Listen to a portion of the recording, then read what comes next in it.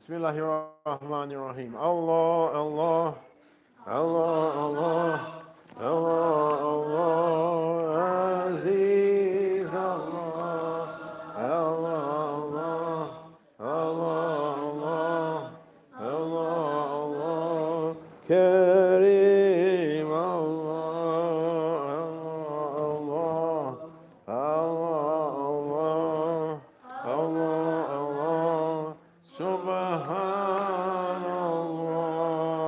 Allah, Allah, Allah, Allah, Allah, Sultan Allah, Anta Sultan, Anta Rabbuna, wa nahnu ibadaka da'if wa ajiz. Allah is our Sultan, and all of us is only His weak servants. نحن وخلائق كنا عبيد وإله فينا يفعل ما يريد.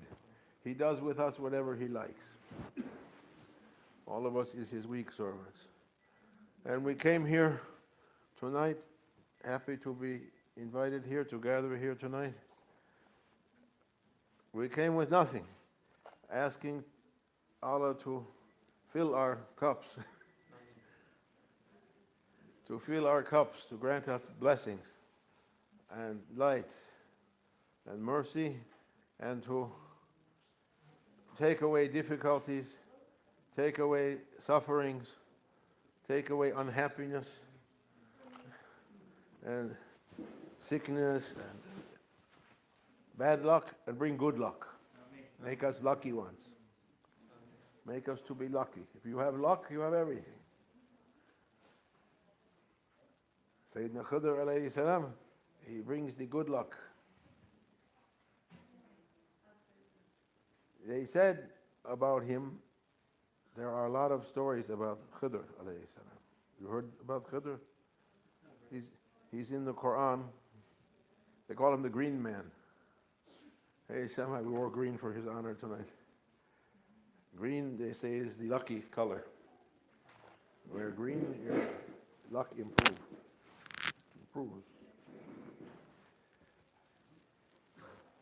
There are a lot of stories about him. He's someone that Quran says, Allah said, I gave him from myself wisdom and knowledge without intermediary. I opened his heart and poured into his heart knowledge and wisdom, no one else has it. And there are a lot of stories connected with him. People, spiritual people, are always asking to meet him. If you meet him, you might get a good luck. You might be able to reach all your targets in a moment. One of the stories about him is he had, they say, a pouch of gold, or a pot of gold, or what they had in those days, a purse, some leather pouch, filled with gold coins. And it wasn't an ordinary Ken's treasure. It was one, as much as you took out from it, it never became empty. So take and take and take.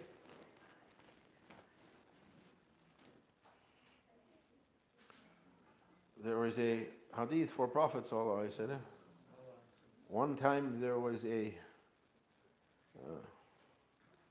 famine, no food. People were hungry. And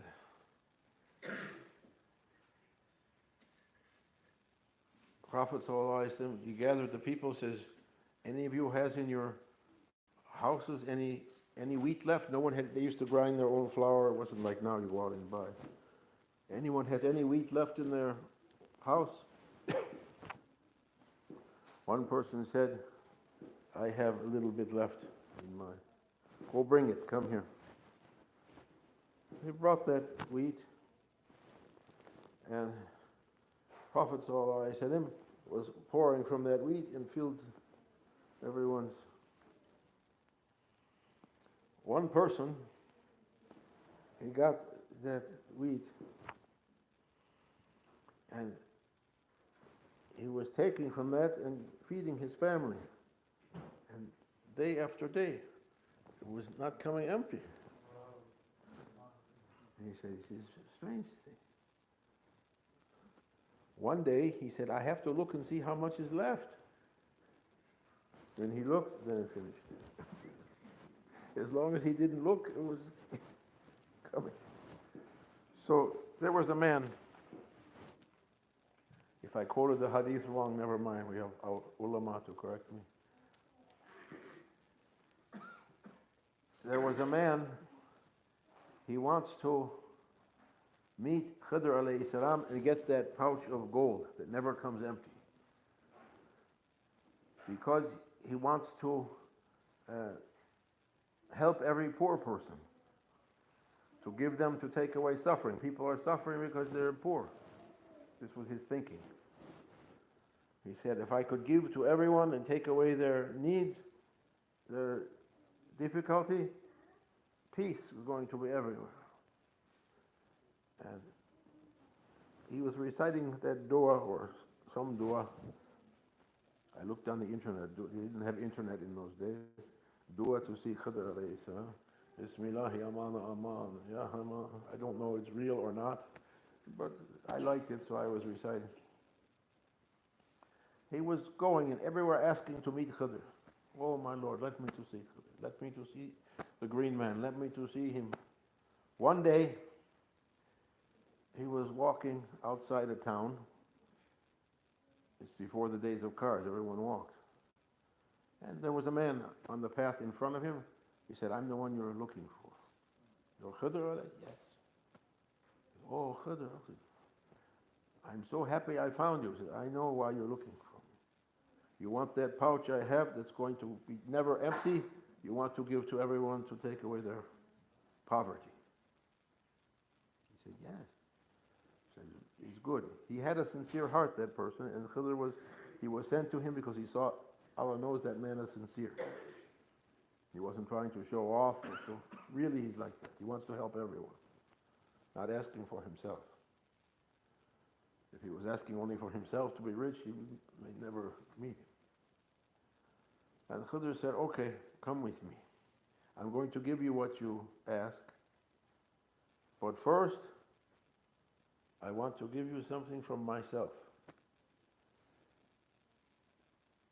I'll give you what you want from me, but I'm going to give you something you didn't think to ask, because Allah subhanahu wa ta'ala gave me a knowledge and wisdom, you don't know it. I'm going to give you from that. This is for you. This is a sadaqah from me. To take away your poverty of knowledge. They came to the town and they looked through the streets of that town. And you could see everybody doing everything, coming and going, getting on their horses, getting off, getting in the wagon, loading the wagon, unloading, going in, going out, going up, going down. What people do. These people, these are the ones you want to help them with that gold to take away their poverty, their difficulties, their needs, neediness. He said, yes, this, and then inshallah every place. Okay, it's a good intention. Innama amalu binniyat, said Prophet. Your actions according to your intention. It's a good intention.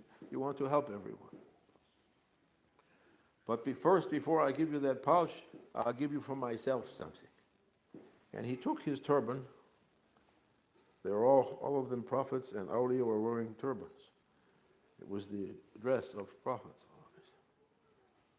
On the battle of Badr, Malaik, angels came wearing turbans with these tails, with the tail. He put his turban on that man's head and said, now tell me what you see. That person, his vision changed. Everything changed. It wasn't the way it was before. Now, instead of seeing the people doing everything, he's seeing as if he went to an ant hill and messed it up, swarming like insects. But not insects like spiders, like scorpions, like snakes, like foxes and wolves, and all kinds of dangerous animals swarming. Goats, oxes, animals. Animal has human bodies. and swarming everywhere after their animal, what the animal wants to do. And it was a terrible vision. That man was hypnotized. He's watching that, he can't speak even. So Khidr took his turban and put it back on his own head and he said, those are the people you want to help? So, oh Khidr, what happened? Allah subhanahu wa ta'ala wants to show you something. You're seeing those people as they really are. Through their outward looking, they're very nice human beings. Very nice, very elegant. From inside, no. One is like a snake. One is like a scorpion. One is like a fox. One is like an elephant. One is like different. This is them according to their egos. The ego is like a wild animal. What do you think that gold is going to do for those people? I was joking with some of our people before. When I was in Michigan with Sheikh Hashem, one of my jobs was to look after the animals. We had sheep and goats and chickens. I remember that story from Maulana Sheikh. One day I took a coin out of my pocket, and a goat came up to me. I said, here. I was going to test. I gave him the coin. I think it was a good coin, a silver dollar or a nice coin. The goat looked at it, looks at me. It's not food. He looks at me, are you trying to fool me? He bites it, look at me. So it's true. Khidr said, these are the people as they are with their egos. Prophet used to pray, Rabbi Arina Ashya'a Kama Hiya. Let me see things as they really are. Not the outward looking of things, let me see how it really is. Let me see how it really is. You show something very good, might be it's no good. You show something no good, might be it's good. Let me see the real thing, so I be saved from the trap, not to run after the bad and to run away from the good by accident, thinking the wrong thing. You're seeing these people how they are. If they can't, all their problems is due to their egos are riding on them. One like a fox, one like an ox, one like a snake, one like a scorpion. Until they can change those egos into baraks. You know, Barak, we're coming now to the Laylatul Isra and Miraj. When Prophet was taken on his night journey, he got up from his bed in Mecca, sallallahu alaihi wasallam, and Jibreel came with angels and they opened his chest, that's Alam Nashrah Laka Sadrak, washed his heart in ice, snow, cleaned, and then they brought Barak, a horse, not an ordinary horse, like a magical horse. Wherever it put its eyes, quickly it reached horizon to horizon. It looked to the horizon, it's there. Look to the next horizon, it's there. And it could go up also. Our egos is sent to be for us a barak, to go up. Prophet ﷺ, Allah makes him to say in the Quran, because some of Quran Allah is saying in his words, some he's making Prophet to say in his words, from his point of view. He says, فَاسْتَعِذْ بِاللَّهِ إِن كُنْتُمْ تُحِبُّونَ اللَّهِ فَاتَّبِعُونِي يَهْدِكُمُ اللَّهِ. If you would like to be loved by Allah or be beloved to Allah, follow me. Allah will love you. He didn't say follow Allah. Follow me, he said. Prophet. Okay, we have to follow him. And we try to do all the things we do to be Muslim. We try to pray and fast and make wudu and make zikr and give zakat and give sadaqah and go to Mecca and do everything. But Prophet was doing all those things, but he was doing something else, something unbelievable. He was taken by Allah Almighty called. He went from Mecca Mukarramah to Quds Sharif, Jerusalem, in a jump, in a blink of an eye. He met 124,000 prophets, from Adam up to Jesus Christ, and he was the last one. He prayed with them, and then he went up with Jibreel, accompanying him. He looked into 7 hellfires, he looked into 7 paradises, and went beyond and beyond and beyond. And the Prophet said, "Fattabi'uni, follow me." Okay, we can follow, we can learn to make wudu or pray, or how are we going to follow? When he came back from his night journey, Isra and Miraj, the anniversary is coming next week, Monday night or Tuesday night, depending how you call it. No one believed him. It was so incredible. They say, "Last night I was taken up to heaven." Who's going to believe it? Only Abu Bakr. He said, "Yes, I believe it, and more than that."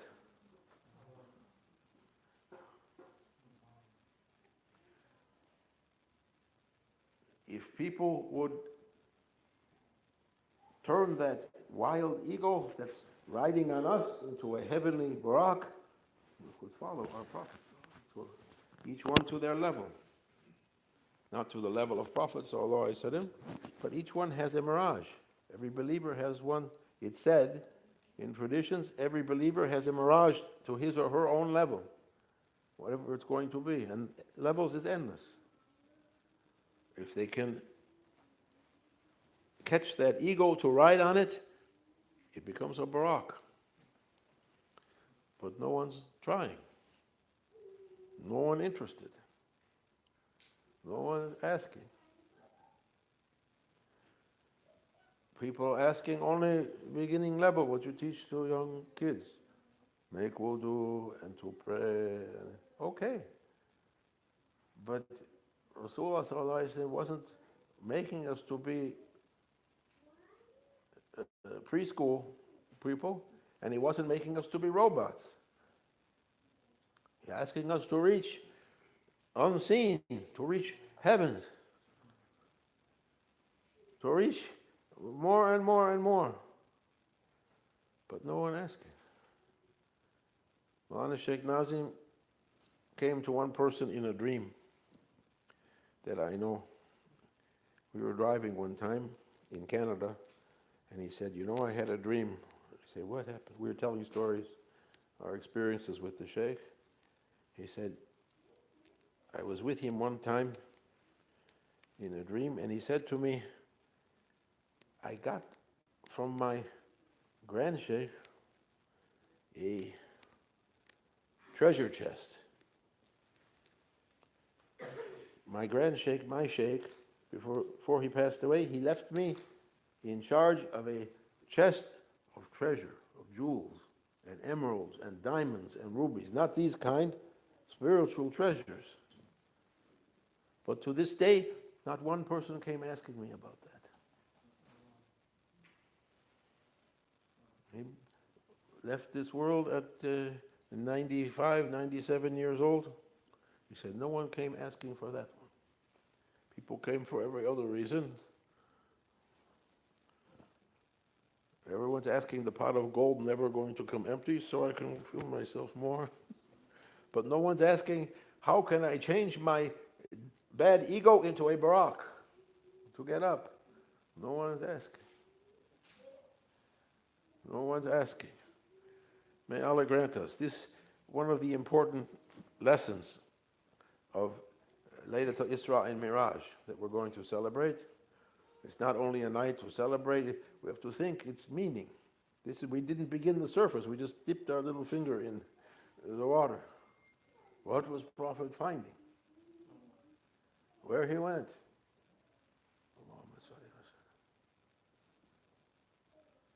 Our Prophet, he went with Jibreel, peace be upon him. Jibreel was the guide. Prophet doesn't need Jibreel to guide him. He took Jibreel as a guide to show us we need a guide. He showed the good manners. Oh, my nation, this is how it's done. For a spiritual journey. You take a guide. And he went with Jibril. When they would come to they went through 7 heavens, for instance. When they came to a new place, there's a gate and a guardian, one angel guarding that gate. Knocking, Jibril would knock on the gate. Who's there? Would come the voice. It's Muhammad sallallahu alaihi wasallam, he would answer. Jibril was answering. Muhammad didn't say it. He was, enter, come in. And they were entering. You can read the story in books of Sirah and books. You can read the whole narration. And then they would go to the next heaven, and the next one, and the next. And then to the Arsh. And they came finally to the place they say Sidratul Muntaha. The Sidratul Muntaha. Muntaha, I mean, the farthest, the highest, the last one. The farthest tree, the farthest marker, the farthest point.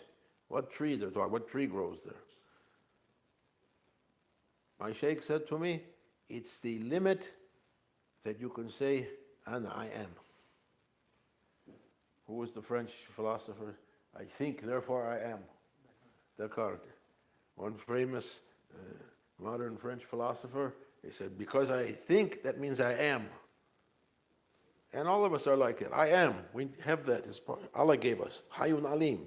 Allah is alive and knows He's alive, and He gave us something from that characteristic, sifat. At Sidratul Muntaha, it goes. No more I am. No function, can't function anymore. Your existence, you finish. And Prophet ﷺ, he said to Jibril, oh Jibril, I've accompanied you through every step. But what's this? We came to a place, what's beyond this? We didn't reach our Lord. Only we saw step by step by step. What's after this Sidratul Muntaha? And Jibril said to him, Ya Rasul, you know better, but Allahu Alam wa Rasul, but I don't know. I never went past before. If I try to go past this point, I'll burn up. My existence burn up and I can't come back in existence again. They say death, you'll be resurrected. This, you'll go out from existence, no more existence. What I can do? I can't pass this. Prophet ﷺ,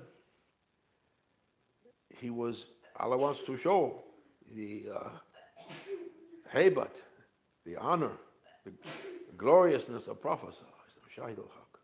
You sneeze when they say something, it means haqq, truth. He wants to show the highest position of Prophet. He called him beyond Sidratul Muntaha. He came to a place, Qaba Qawsaini aw Adna. What happened there, no one knows. They write 2 bow's lengths or more. What 2 bow's lengths? You went beyond the realm of knowing you're in existence. What kind of bows, what kind of arrows? One sheikh said to me, it's these 2 bows. I don't know. He said like that. His knowledge was more than me. I don't know. Every place they were knocking, who's there? Is Muhammad. When he reached Qaba Qawsaini aw Adna, the divine presence, who's there? You. Allah Shaykh Hashem, Allah bless him, when he was here, Allah grants him power. He gave a talk. There was, where was that? In Houston or Dallas? It was here in Houston. And the son of Tahir, Shaykh al-Islam, Tahir Qadri was speaking, and Shaykh Hashem gave a talk. And he was describing at that meeting between Prophet ﷺ in the divine presence, Allah said, Sifni, describe me. Sifat, what's my characteristic? The Prophet said, Qahar. overwhelming everything. Who can be like that? Who can know like that? Thanks to Allah subhanahu wa ta'ala. He sent us our Prophet sallallahu alayhi wa sallam. خذ بيدي يا رسول الله خلقت خلتي أدركني وأدركنا يا رسول. Take us up, take us out from this darkness. We can't find our way. So many people are trying now to come up with a system, to invent a system, to know about reality. It's a secular-based system. We don't like any of the religions now. We're going to think our way to it. You can't think your way to it. Everywhere you go, you're going to find yourself. It means they're saying, I am, as Pharaoh said. Pharaoh was saying he said, I can't, he gathered his chiefs and said, oh my chiefs, in Surah Qasas, I don't see beside myself any Lord for you. Then he said to Hama, his chief builder, make me a tower I can climb up to the God of Musa alayhi salam. Nimrud did something like that also. He took a basket and ropes and put 4 eagles and put in front of each eagle a stick with a fish, and the eagles would try took him to go up, up, up, up, up. What's that? Nimrod saw the fish. He thinks the fish is the Lord. He shoots with his bow and comes back with blood on it. I shot the Lord. Tradition says that's why you don't have to slaughter a fish. They took that arrow. Allah knows. Allah knows. Haji Anna's book. So many traditions, we forgot them. We became dry. Used to be rich knowledge. Everyone was participating in and living it. No more mystery, no more nothing. Only interfacing and what else? He come like that baby said it best. They took all the juice out from life, the wonder, the love, the richness. They made it like that. Or AI. What AI? What's going to be AI? One tear is worth more than AI. One laughter, one baby going is worth more than AI. AI is nothing. Can't experience anything. Alhamdulillah that Allah subhanahu wa ta'ala sent us prophets, sallallahu alayhi wa sallam, gave us hope to get up. To get up. It was said by Ibn Mashish. Where's Omer? You know Ibn Mashish, Shaykh Omer? I think he read about him. He said, if not for the intercessor, the one interceded for can't be in existence. You saw that from Ibn Mashish? He put in his famous Salat Ibn Mashish, if not for the intercessor, the ones interceded for can't be in existence. No, we can't be here if the one who's making intercession for us, if that reality, the one who was called to Qawwa Qawsaini or Adna, whatever that huge reality is, if it didn't exist, we can't exist. This tiny creation can't be supported. And Shaykh Muhyiddin Ibn al-Arabi, he said, Sayyidina Muhammad sallallahu alayhi wa sallam, Imamatul Fard, Muhammad al-Mustafa, alladhi lahu lam tathbut. The necessary Imam, the Fard Imam. Fard in the sense of has to be. The deep meaning of Fard has to be, is necessary. Not for us, Fard, you have to do it. It has to be or existence can't be. The necessary Imam. Without him, nothing can be supported. Everything going to be non-existent. Alhamdulillah, Allah sent us that Prophet. And we're lucky to be from his ummah. We hope for all of us one day or one night We hope a real good luck for everyone. What kind of that one day or one night he should take us by the hand to get up. Make us to be lucky to see something, to get up, to turn our egos into barracks, to ride after him through heavens, to see something, to know something about the greatness of our Lord. They say, why? You need prophets, Allah said. The new fashion in Islam, we don't need prophet. They say, La ilaha illallah is okay. Only Allah. Holy Quran said several times, at least 2 times, فَاسْتَعِذْ بِاللَّهِ مَا قَدْرُ اللَّهَ حَقَّ قَدْرِهِ. Whatever you thought about Allah is not anything. You didn't make a proper estimate of Allah. You didn't make a correct idea about Allah. We're calling on Allah. What's your idea of Allah? That's what you're calling on? Is nothing. Call to an ant is better than what you think you're calling to. You think your idea of Allah is something so great, it's nothing. It's something you thought up, it's nothing, it's not. Allah said, we come to their amal and make it like dust in the wind. It's nothing. Like Pharaoh. I don't see anybody worthy to be God except me, he said to his people. Like that. And I'm going to Allah, it's just you and me. Shaykh Muhyiddin said, don't say Ya Ahad. Ahad is Allah in his real Tawheed. Ahad, He, Almighty, only Him, nothing else. He said, don't say Ya Ahad. You're so brave to say Ya Ahad. Ya Ahad, no one else is recognized in the presence of Ya Ahad. Who's calling Ya Ahad? No one here but me. Say Allah. Says Allah. It's out of our mind. Allah, past Sidratul Muntaha. It's not our level to know about that.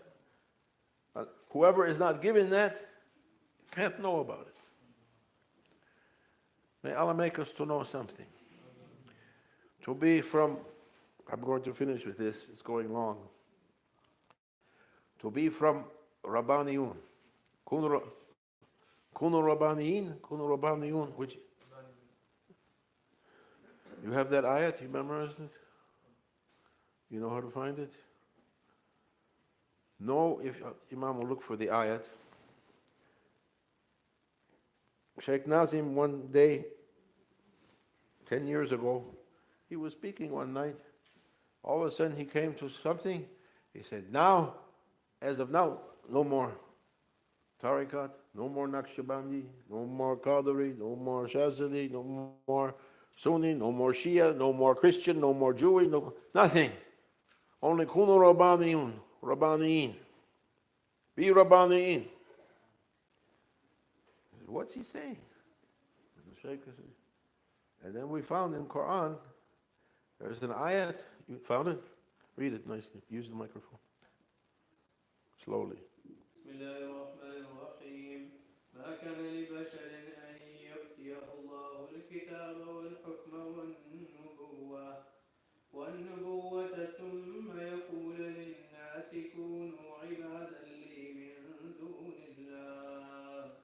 من دون الله ولكن كونوا ربانيين بما كنتم تعلمون الكتاب وبما كنتم تدرسون. Sadaqallah. To give a translation? No, you have it? Yeah, Bismillah, read the translation. It's an ayat, it's not often mentioned. It is not possible that a man who is given the book and wisdom and the prophetic prophets should say to people, be ye my worshippers rather than Allah's. On the contrary, he would say, be ye worshippers of him who is truly the cherisher of all, for ye have taught the book and ye have studied it earnestly. That's the translation they usually give, the meaning, the tafsir. There was a famous wali.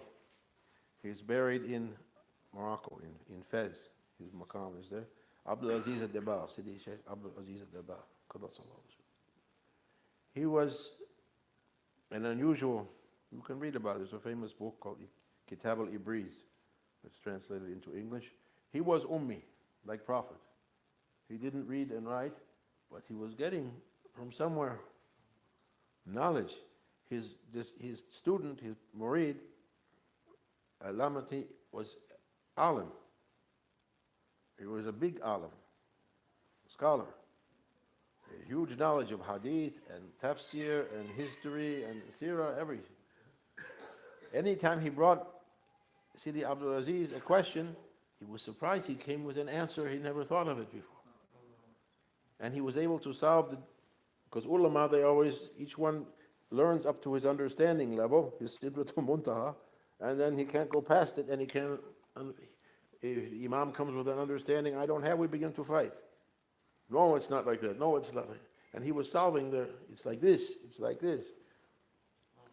And they were talking about some words in the Quran that's not Arabic in its origination.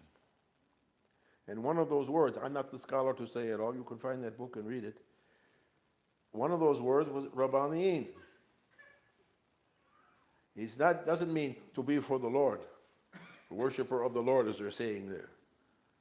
If it was an Arabic word, but it's not Arabic. That word is Syriac, from the language of Sayyidina Adam, the original language. All mankind spoke one language at one time, and then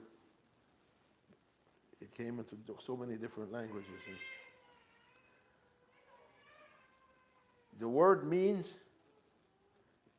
Rabbaniyin, 3 letters. And it means, he said, the one who takes from Allah subhanahu wa ta'ala knowledge directly without studying.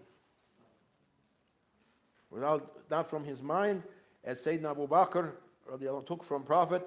Prophet said, what I took from wisdom and knowledge, what I took on the night journey, Isra and I poured, sabba. In an instant, I transferred it to Abu Bakr. In some way. I poured it into his heart. I didn't teach him, memorize this, memorize that. No, I put it. And as we were saying about Sayyidina Khidr alayhi salam, he was also one of those people. Allah says, one from among many. A servant from among my servants. Might be many like that. Allah is not poor. He has endless of everything. Someone that Allah subhanahu wa ta'ala taught him, he said, min ladunni. I taught him from myself wisdom and knowledge and put mercy. Try to be like that. That ayat says every prophet and every saint and every person who was given a book and given wisdom was never calling people to be like Pharaoh, to be for him a worshipper, but was calling people to be Rabbaniyun. Not to be a robot, but to try to be someone that Allah open your heart to pour there. Prophet, open your heart to pour there. Wisdom and light. That was the target for every prophet, including our prophet, the seal of prophets. That's the target. Islam is a living thing. Sharia is living. To make the heart to live. May Allah grant us. Ana Shaykh said, every morning after Fajr, you can say, oh my Lord, I read your holy words to be Rabbani. I'm coming in front of all your prophets and awliya that passed away in front of their holy maqams through my imagination, as if I'm standing in front of them. Send from their holy maqams that light. Come to my heart, make it to live once again, to revive my heart. Give Fatiha. Then, nighttime before you sleep, 3 times you recite Qul huwa Allahu ahad, Allahu samad, lam yalid wa lam yakul lahu kufuwan ahad. Surah Ikhlas with Bismillah ar-Rahman ar-Rahim. Same dua, little bit different. Oh my Lord, in front of all your Anbiyas and Awliyas, living and passed away, I'm sending my love, asking that love lights comes from them. Let them take me by the hand to be with them where there's light is coming, to take from their heavenly lights. They're given by prophets, to be through their holy meetings, to learn something, to take a light, to have something. Say, try like that. May Allah grant everyone openings through their heart. وأمين الله التوفيق بحرمة الحبيب بحرمة الفاتحة.